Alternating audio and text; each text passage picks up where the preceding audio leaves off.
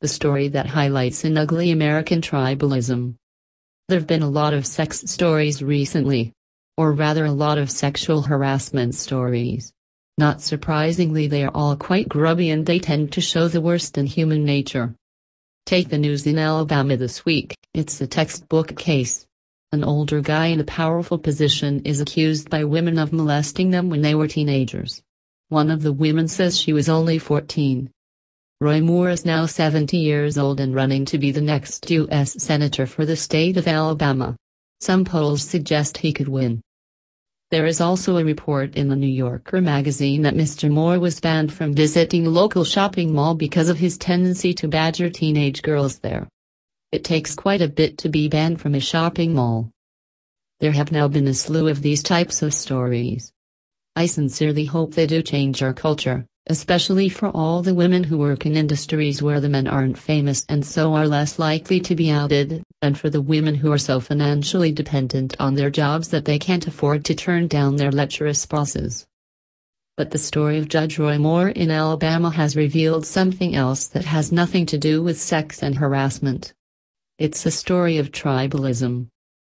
Over the past few days, Mr. Moore has been widely condemned by many top Republican politicians in Washington who say he should drop out of the Senate race. They say they believe the accuser's stories over Mr. Moore's denials. But the reaction in Alabama itself had been quite different. There, several state Republican officials and local Republican Party committees have come to Judge Moore's defense. Ed Henry, a Republican state representative, suggested it's the women who accused Mr. Moore who should be prosecuted for not coming forward with their stories sooner and so allowing an accused predator to roam free. Seriously. And Jerry Powell, the Republican chairman of Bibb County, Alabama, told the reporter he'd vote for Roy Moore even if the allegations are true, and he did commit a sex crime against a teenager. Take a breath and let that sink in for a moment. It's 2017 and an Alabama Republican official says he'd vote for a pedophile. What's so revealing in the context of tribalism is Mr. Powell's reasoning. He'd vote for Moore, he says, because he can't bring himself to vote for the Democrat in the race. Jerry Powell believes any Democrat is de facto worse than any Republican, even if that Republican molested girls and then lied about it. This is a whole step beyond the realm of fake news. This is taking facts, chucking them out with the trash and quite happily forming your own opinions based on nothing more flimsy than pure prejudice. To the extent that tribalism comes from the top, it's worth noting President Trump has been conspicuously quiet on the subject of Republican Roy Moore, but tweeted scathing comments about Democrat Al Franken.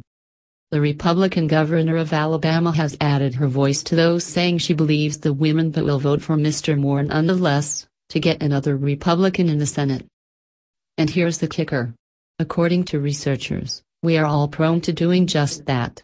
You, me, our friends, our kids, our news editors, and yes, the good people of Alabama. Political scientists have known this about us for years.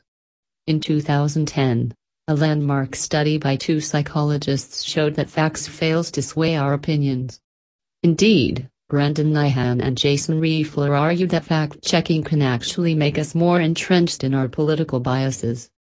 When someone presents us with evidence contrary to our beliefs, we feel under siege and dig in our heels. That is what seems to be happening this week in Alabama.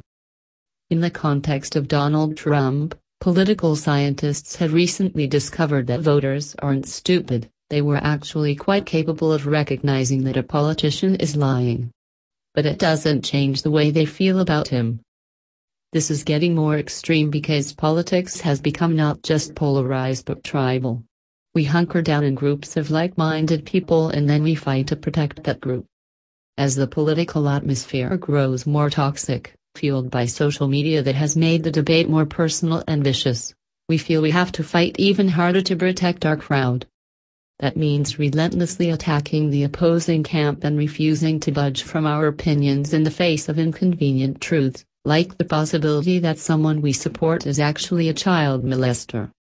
I want to think Jerry Powell, the Alabama state representative, was being disingenuous and that he doesn't really believe a Republican pedophile is better than any Democrat.